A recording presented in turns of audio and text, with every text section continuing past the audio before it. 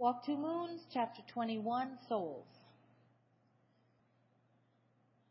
At the school the next day, Phoebe wore a fixed expression, a sealed, thin smile. It must have been difficult for her to maintain that smile because by the time English class came around, her chin was quivering from the strain. She was extremely quiet all day. She didn't speak to anyone but me, and the only thing she said to me was, "Stay at my house tomorrow night." It wasn't a question, it was a command. In English class, Mr. Berkway gave us 15-second exercise. As fast as we could, without thinking, we were to draw something. He would tell us what we were to draw when everyone was ready. "Remember," he said, "don't think, just draw." 15 seconds. Ready? Draw your soul. Go. We all wasted 5 seconds staring blankly at him. When we saw that he was serious and was watching the clock, our pencils hit the paper. I wasn't thinking. There wasn't time to think. When Mr. Berkway called "Stop," everyone looked up with a dazed blankness. Then we looked down at our papers. A buzz went around the room. We were surprised at what had come out of our pencils. Mr. Berkway was already zipping around, scooping up the papers. He shuffled them and began tacking them up on the black bulletin board. He said, "We now have everyone's soul captured." We all crowded around. The first thing I noticed was that every single person had drawn a central shape, a hard circle, square, or triangle. I thought that was unusual. I mean, no one drew a bus or a spaceship or a cow. They all drew these same shapes. Next, I noticed that inside each figure was a distinct design. At first, it seemed that no two people had drawn the same thing inside. There was a cross, a dark scribble, an eye, a mouth, a window. Inside Phoebe's was a teardrop. Then Mary Lou said, "Look at that. Two are exactly the same." People were saying, "Geez," and "Wow," and "Whose are those?" The duplicate designs were a circle with a large maple leaf in the center, the tips of the leaf touching the sides of the circle. One of the maple leaf circles was mine. The other was Ben's. Evidence, Chapter 22. I spent the night at Phoebe's house, but I could hardly sleep. Phoebe kept saying, "Hear that noise?" And she would jump up to peer out the window in case it was the lunatic returning for the rest of us. Once she saw Mrs. Cadaver in her garden with a torch. I must have fallen asleep after that because I woke up to the sound of Phoebe crying in her sleep. When I woke her, she denied it. I was not crying. I most certainly was not. In the morning, Phoebe refused to get up. Her father rushed into the room with 2 ties slung around his neck and his shoes in his hand. "Phoebe, you're late." "I'm sick," she said. "I have a fever and a stomach ache."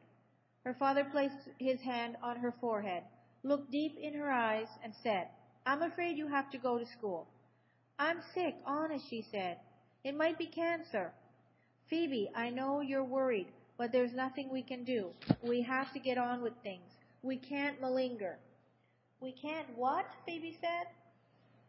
Malinger. Here, look it up." He tossed her the dictionary from her desk and tore down the hall. "My mother is missing and my father hands me a dictionary?" Phoebe said. She looked up the word malinger and read the definition. To pretend to be ill in order to escape a duty or work. She slammed the book shut. "I am not malingering." Prudence was running around in a frenzy. "Where's my white blouse? Phoebe, have you seen? I could have sworn." She was pulling things out of her closet and flinging them on the bed. Phoebe reluctantly got dressed, pulling a wrinkled blouse and skirt from the closet. Downstairs, the kitchen table was bare. No bowls of muesli, Phoebe said, no glasses of orange juice or whole wheat toast. She touched a white sweater hanging on the back of a chair. "My mother's favorite white cardigan," she said. She snatched the sweater and waved it in front of her father. "Look at this. Would she leave this behind? Would she?" He reached forward and touched its sleeve, rubbing the fabric between his fingers for a moment. "Phoebe, it's an old sweater." Phoebe put it on over her wrinkled blouse. I was uneasy because everything that happened at Phoebe's that morning reminded me of when my mother left. For weeks my father and I fumbled around like ducks in a fit. Nothing was where it was supposed to be. The house took on a life of its own, hatching piles of dishes and laundry and newspapers and dust. My father must have said, "I'll be jiggered," about 3,000 times. The chickens were fidgety, the cows were skittish, and the pigs were sullen and glum. Our dog Moody whimpered for hours on end. When my father said that my mother was not coming back, I refused to believe it. I brought all her postcards down from my room and said, "Would she have written these if she was not coming back?" And just like Phoebe, who had waved her mother's sweater in front of her father, I had brought a chicken in from the coop. "Would Mom leave her favorite chicken?" I demanded. "She loves this chicken." What I really meant was, would Mom leave me? She loves me. At school, Phoebe slammed her books on her desk. Beth Ann said, "Hey, Phoebe, your blouse is a little wrinkled." "My mother's away," Phoebe said. "I iron my own clothes now," Beth Ann said. "I even iron—" "My mother's gone," Phoebe said. "I heard you, Phoebe. You can iron your own clothes, you know." To me, Phoebe whispered, "I think I'm having a genuine heart attack." I thought about a baby rabbit we once had. When my mother found it in the field, cuddled against its dead mother, she brought the rabbit down to the barn and we nursed it. I slept in the barn with it for a whole week. Then one day our dog, Moody Blue, caught the baby rabbit in its mouth. Moody Blue was only carrying it around. She was not actually lunching on the rabbit. I finally coaxed Moody Blue to drop it, and when I picked up the rabbit, its heart was beating faster than anything. Faster and faster it went, and then all of a sudden, its heart stopped. I took the rabbit to my mother. She said, "It's dead, Salamanca." "It can't be dead," I said. "It was alive just a minute ago." Phoebe said, "I'm going to the nurse. Come with me, please." In the nurse's office, Phoebe explained that she was having a heart attack. The nurse told Phoebe to lie down. 5 minutes later, the nurse took Phoebe's pulse, said the heart attack had probably subsided, and sent both of us on to class.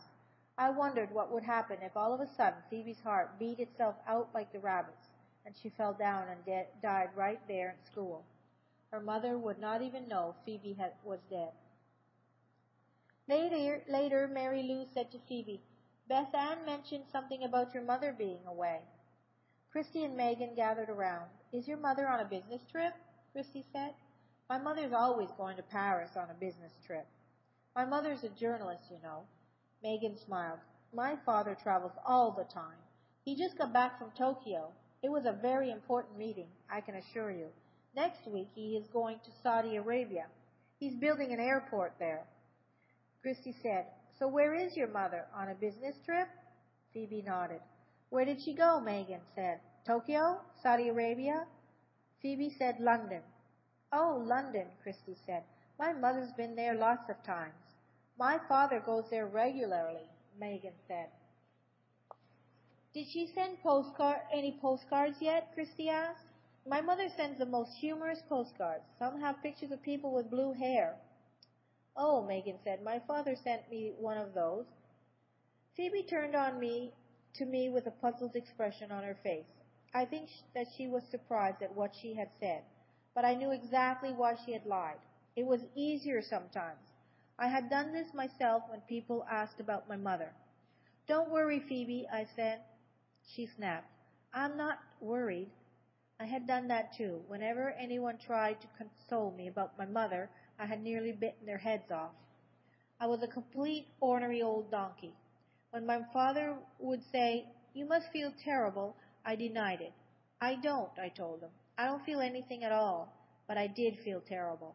I didn't want to wake up in the morning, and I was afraid to go to sleep at night. By lunchtime, people were coming at Phoebe in all directions.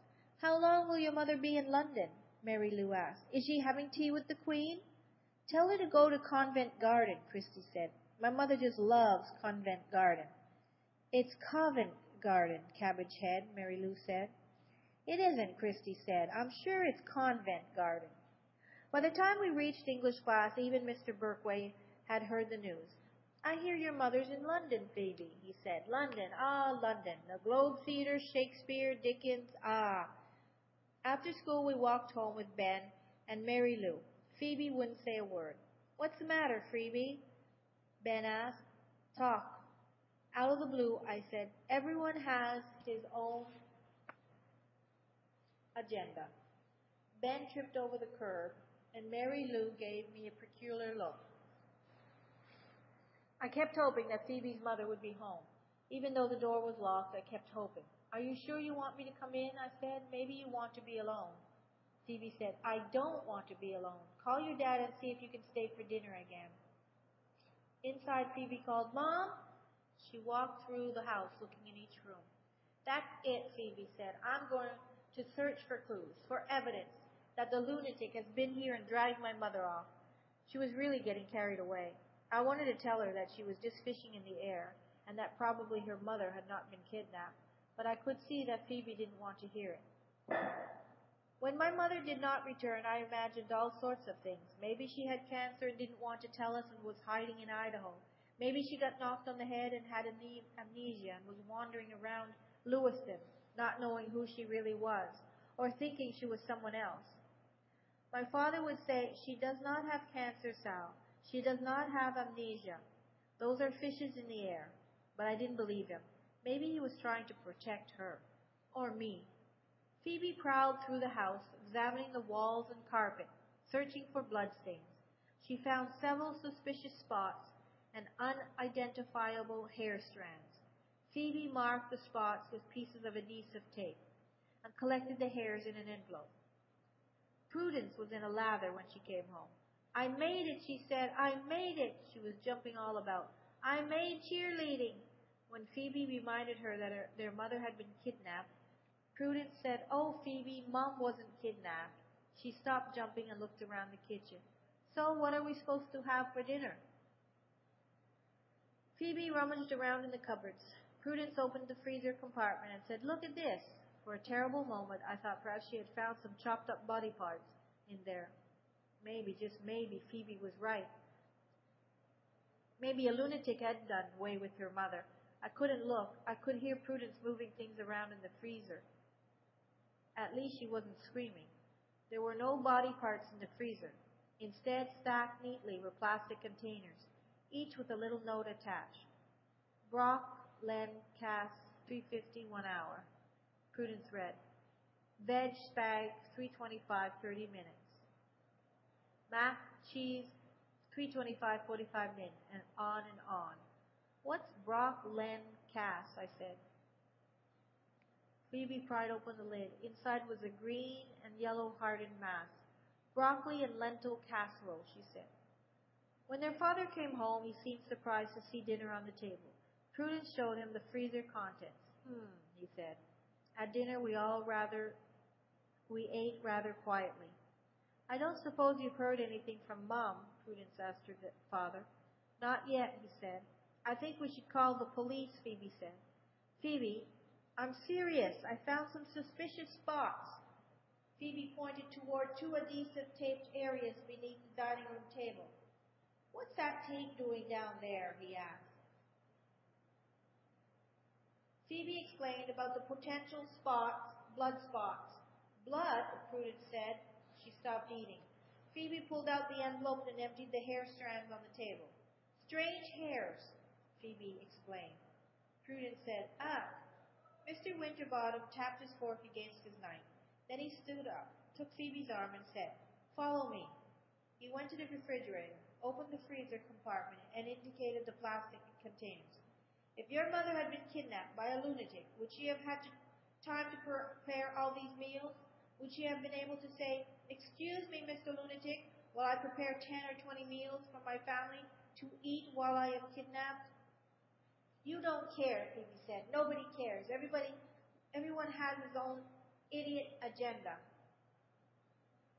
I left shortly after dinner. Mr. Winterbottom was in his study phoning his wife's friends to see if they had any idea of where she might have gone. At least Phoebe said to me, he's taking some action, but I still think someone should call the police. As I left Phoebe's, the deadly, crackly voice of Margaret Cadaver called to me from her house next door. Sal, Sal! I stopped, but I did not go up the walk. You want to come in? She said. I have to go home. But your father's here. We're having dessert.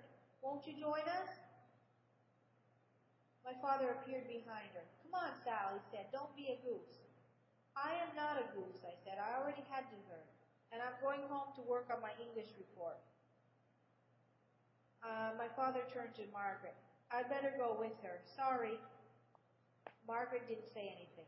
She just stood there as my father retrieved his jacket and joined me. Dad and I walked home together. I knew it was mean, but I felt as if I had won a little victory over Margaret Cadaver. On the way home, Dad asked if Phoebe's mother had come back yet. "No," I said. "Phoebe thinks a lunatic has carried her off." "A lunatic? Isn't that a bit far-fetched?" "That's what I thought at first, but you never know, do you? I mean, it could happen. There could actually be a lunatic who—" "Sal."